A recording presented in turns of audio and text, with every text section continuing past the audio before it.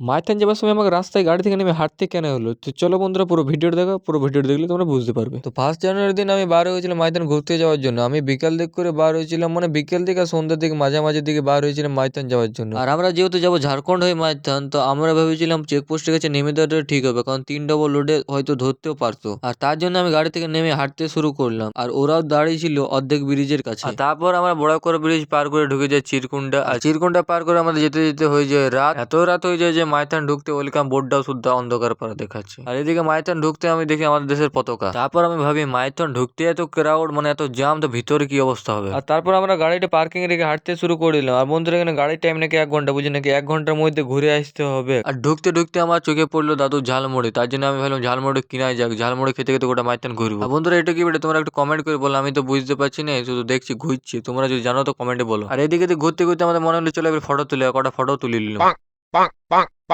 আর তারপর বন্ধুরা আমরা জলদি জলদি হাঁটতে শুরু করে দিলাম, কারণ আমাদের মনে পড়ে গেছে 1 ঘন্টা পেরিয়ে 2 ঘন্টা পেরিয়ে গেছে। এবার আমাদের গাড়ি তো যেতে হবে, আর লিখতে হবে, তবে ঘর যেতে হবে। তো চলো এখন ঘর যাওয়া যাক, আর আমরা যেহেতু সন্ধ্যা দিকে গেছিলাম তার জন্য এত ভিড় পাইও নাই। তো চলো বন্ধুরা আমি চলে এসেছি ঘর, আর তোমরা যদি এমনি মিনি ব্লগ দেখবে তো আমার চ্যানেলটাকে ফলো করে রাখো।